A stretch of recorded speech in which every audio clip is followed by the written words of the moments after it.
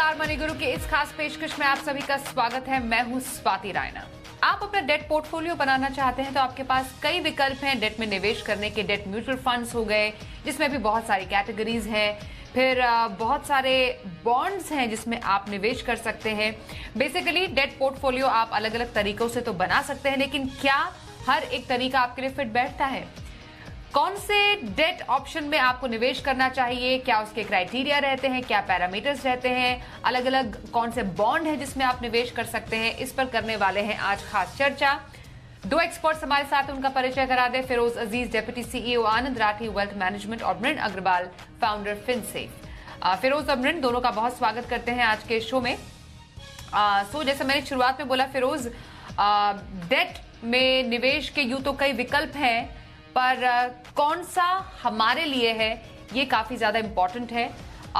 Starting remarks में आपसे चाहूंगी, डेट पोर्टफोलियो बनाएं तो किन बातों का सबसे पहले आपको इनिशियली ख्याल रखना चाहिए?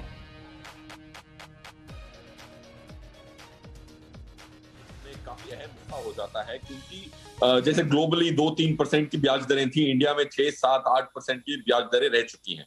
माना कि ब्याज दरें घटी हैं, बट आज भी काफी हाई माना जाता है। 7% से ऊपर 10 ईयर जीसेक गवर्नमेंट को लेंड करने के 7% से ज्यादा मिलते हैं आपको 10 साल के लिए। तो एक डेट अहम हिस्सा है। That's point 1। पॉइंट 2, कौन सी बातों का ध्यान रखना चाहिए? बहुत सारी बातें हैं जिसको ध्यान रखना चाहिए। मेरे हिसाब से पोस्ट टैक्स रिटर्न एक बहुत अहम हिस्सा हो जाता है। सेकंड, उसके पैसे की सेफ्टी। अगर मैं अपने पैसे को उधार में दे रहा हूं किसी को, जब पैसे वापस देने की बारी आए तो जिसको मैंने कॉर्पोरेट को या फिर गवर्नमेंट को दिए वो वापस आने की संभावना 99% से ऊपर हो। That's credit risk. तीसरा, जो पीरियड के लिए आप इन्वेस्ट कर रहे हैं, ऐसा नहीं है कि आप 5 साल का फंड खरीदते हैं और 1 साल की इन्वेस्टमेंट टाइम फ्रेम, जो ये पीरियड को मैरी करना आपके इन्वेस्टमेंट टाइम फ्रेम से। आई थिंक ये 3 इंपॉर्टेंट क्राइटेरिया होंगे एक डेट पोर्टफोलियो क्रिएट करने के। ओके, अगेन मृण आपसे बिल्कुल इनिशियल रिमार्क्स, बिकॉज जब हम डेट में बात करते हैं निवेश की ऑप्शंस तो बहुत सारे हैं, बट आपकी नजर में विद इन डेट कौन सा ऑप्शन आपको सही लगता है किसी निवेशक के लिए एट प्रेजेंट टाइम्स? सबसे पहले तो बहुत ऑप्शंस अवेलेबल हैं, काफी सारे बॉन्ड्स अवेलेबल हैं, बट आम इन्वेस्टर के लिए मैं समझती हूँ कि जो डेट फंड्स हैं वो सबसे सही रहते हैं, क्योंकि उसमें एक तो आपको खुद चेक करने की जरूरत नहीं पड़ती है कि इस बॉन्ड में क्या सेफ्टी है या इस बॉन्ड में क्या रिस्क है, और अलग अलग पीरियड्स के लिए अलग अलग फंड्स भी अवेलेबल हैं। तो फॉर एग्जांपल, अगर आपको 1 साल के लिए निवेश करना है, या अगर आपको 3 साल के लिए निवेश करना है, या अगर आपको लॉन्ग टर्म के लिए भी निवेश करना है, तो बहुत सारे फंड्स अवेलेबल हैं। जनरली डेट फंड्स की जो कैटेगरी है उसमें मैं नॉर्मली रेकमेंड करती हूँ कि आप शॉर्ट ड्यूरेशन डेट फंड्स देखिए, अगर आपका होल्डिंग पीरियड 3 साल से ऊपर हो, और अगर 3 साल से नीचे हो तो ultra short duration debt funds. Okay, तो debt mutual funds within debt category Mrin को निवेशकों के लिए खास तौर पर पसंद है। पर जैसा शुरुआत में फिरोज हम चर्चा कर रहे थे कि डेट में भी इन्वेस्टमेंट के बहुत सारे विकल्प हैं। बैंक एफडीज है हमारे सामने, फिर उसमें फिर कॉर्पोरेट एफडीज भी हैं, डेट म्यूचुअल फंड जिसकी थोड़ी हमने चर्चा की, फिर टैक्स फ्री बॉन्ड्स होते हैं, विद इन बॉन्ड्स ऑल्सो सरकारी बॉन्ड है, परपेचुअल बॉन्ड है, कॉर्पोरेट बॉन्ड है। तो लिस्ट तो बहुत एंडलेस है, पर इनमें भी अगर इनके अपने हम प्रोज और कॉन्स की बात करें, जस्ट टू स्टार्ट विद फिरोज, फिक्स डिपॉजिट। अब जैसे जैसे हम देख रहे हैं कि ब्याज दरें तो अब आने वाले टाइम में बढ़ेंगी ही, ये एक थोड़ा सा एक अट्रैक्टिव ऑप्शन सा अचानक से एक बार फिर से निवेशकों के लिए बन गया। एक तो बहुत सेफ भी है, अगेन एक नो ब्रेनर है कि पैसा कहां डालना है, चलो एफडी में डाल दो, वैसे भी ब्याज दरें बढ़ने वाली है तो एक अच्छा रिटर्न तो मिल ही जाएगा। तो एफडी आजकल के टाइम में किन लोगों के लिए, कैसे निवेशकों के लिए आप सही मानेंगे अगर कोई अपना एक डेट पोर्टफोलियो बना रहा है? स्वाति जी, एफडी की बात करें तो एक इन्वेस्टर्स जो हैं, जो लोवेस्ट टैक्स ब्रैकेट में है या 10% टैक्स स्लैब में है, उनके लिए डेफिनेटली एक रेलेवेंट इन्वेस्टमेंट क्लास है। पॉइंट 1। पॉइंट 2, ये भी आपको कॉर्पोरेट बैंक्स में नहीं करना है, आपको शेड्यूल्ड कमर्शियल बैंक में ही करना है। सो पॉइंट मैं ये कहना चाहूंगा कि एफडीज जो है, अगर 5.5-6% आपको एफडी के द्वारा मिलता है अगर आप लोवेस्ट टैक्स ब्रैकेट में हैं तो ये जो इंटरेस्ट या ब्याज आपके बैंक अकाउंट में क्रेडिट होता है, एफडी का इंटरेस्ट, वो टैक्स कम मात्रा पे होगा। अगर आप हाईएस्ट टैक्स स्लैब में हैं तो एफडी तो बिल्कुल ही आपको हाथ नहीं लगानी चाहिए। आप अगर डेट फंड के तुलना में इसकी कंपैरिजन करें तो गवर्नमेंट सिक्योरिटी का एक डेट फंड इंडेक्स फंड है जिसमें आप 5 साल के लिए लॉक इन करते हैं तो ऑलमोस्ट 2% आपको आफ्टर टैक्स ज्यादा मिल सकता है रिस्क घटा के। देखिए, गवर्नमेंट ऑफ इंडिया बैंकरप्ट नहीं जाती, बैंक फिर भी थोड़ी ज्यादा रिस्की होती है सेंट्रल गवर्नमेंट से। तो अगर आप रिस्क घटा के 2% पोस्ट टैक्स एक्स्ट्रा कमा सकते हैं तो इसको इग्नोर ना करें। So FD only for the lowest tax bracket individuals. Okay, तो FD for lowest tax bracket individuals के लिए हम आप बता रहे हैं फिरोज।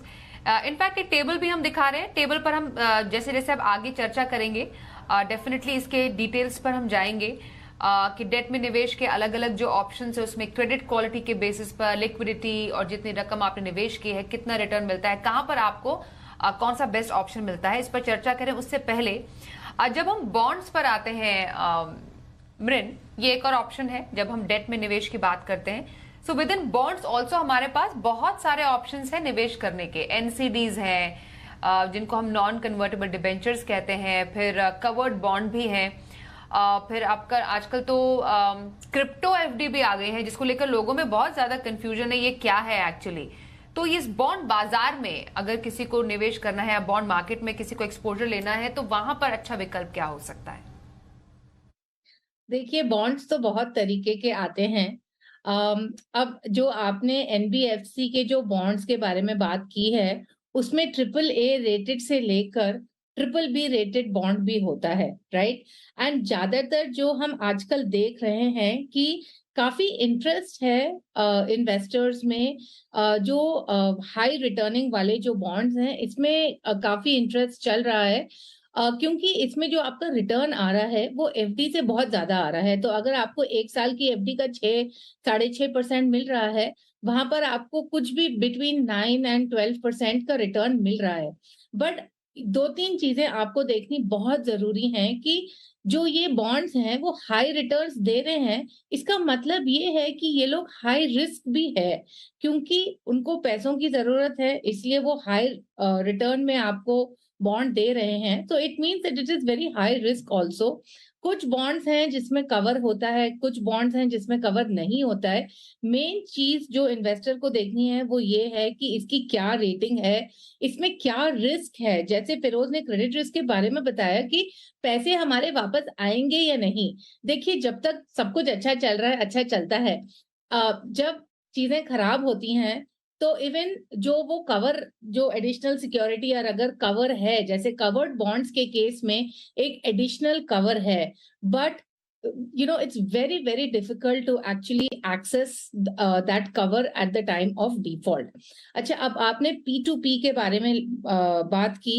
इसमें जो है ऐसे बोरोवर्स हैं जिनका क्रेडिट स्कोर लो है, तो इसलिए वो ऐसे प्लेटफॉर्म्स पर आके बोरो कर रहे हैं। इसमें आपको 11 to 13% के बीच में रिटर्न आ रहा है, बट ये बहुत ही हाई रिस्क है क्योंकि इसमें आप जो लो क्रेडिट स्कोर वाले बोरोवर्स को आप लेंड कर रहे हैं, तो इसमें भी डिफॉल्ट का केस काफी हाई है।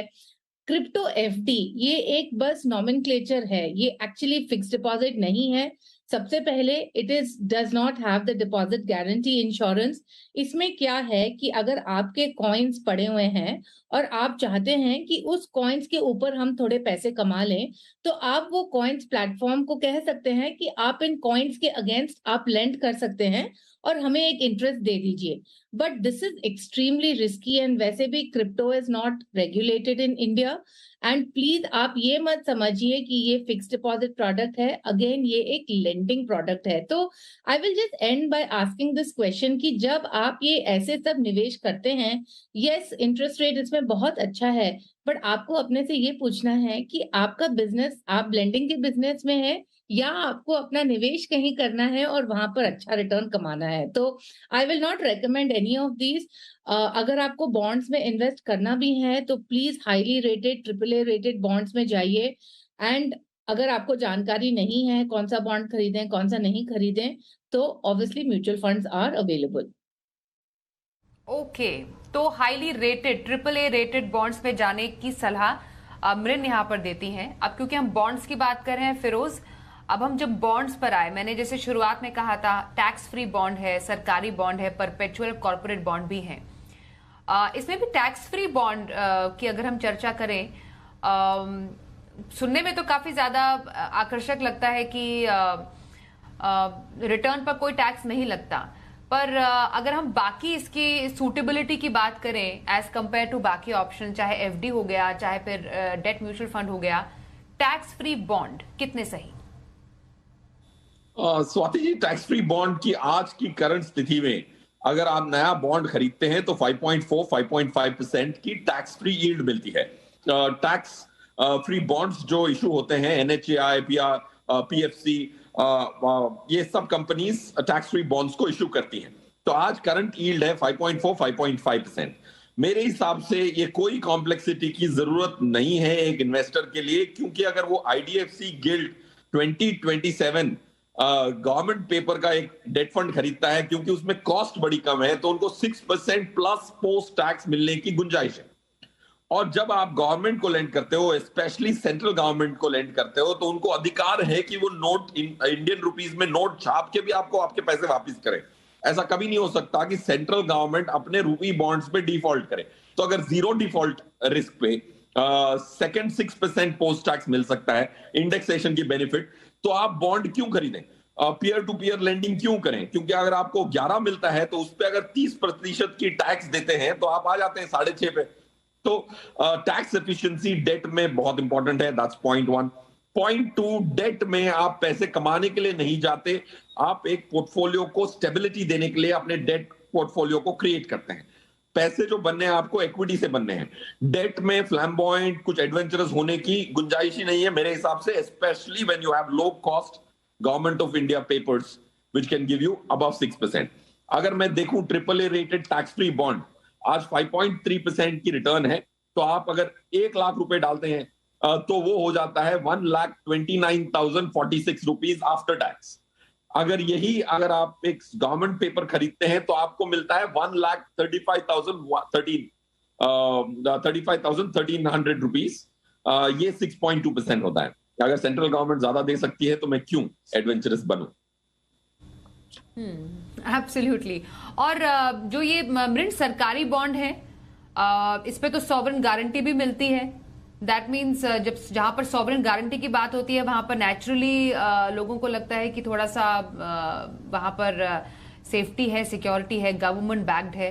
पर अभी फिलहाल प्रेजेंट सिचुएशन में आपको सरकारी बॉन्ड, गवर्नमेंट जो बॉन्ड्स हैं वो अट्रैक्टिव लग रहे हैं? हाँ, बिल्कुल। फिरोज ने इसकी मैथ बहुत अच्छी तरीके से बता ही दी है। तो certainly government bonds are always attractive. एक और चीज जो बहुत इंपॉर्टेंट है जब आप डेट में इन्वेस्ट कर रहे हैं, वो ये है कि जो प्रोडक्ट आप चूज कर रहे हैं वो आपके इन्वेस्टमेंट होल्डिंग पीरियड के हिसाब से होना चाहिए। अब देखिए, जब आप एफडी में इन्वेस्ट करते हैं तो अगर आप 1 साल तक ही अपने पैसे लॉक इन कर सकते हैं, तो आप 3 साल की तो एफडी खरीदेंगे नहीं। तो वैसे ही जब आप डेट में निवेश करते हैं तो आप अपने होल्डिंग पीरियड के हिसाब से इंस्ट्रूमेंट चूज कीजिए। ये बहुत बहुत जरूरी है।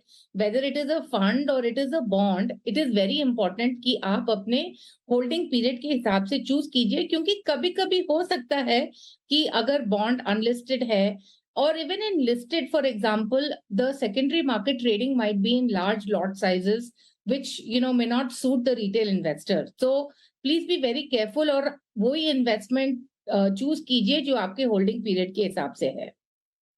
फिरोज, परपेचुअल बॉन्ड भी होते हैं, बिना मैच्योरिटी वाले हैं, पर हाँ लिक्विडिटी या फिर क्रेडिट रेट रिस्क या जो इंटरेस्ट रेट रिस्क है वो इनमें ज्यादा है। कोई इसमें क्यों निवेश करे?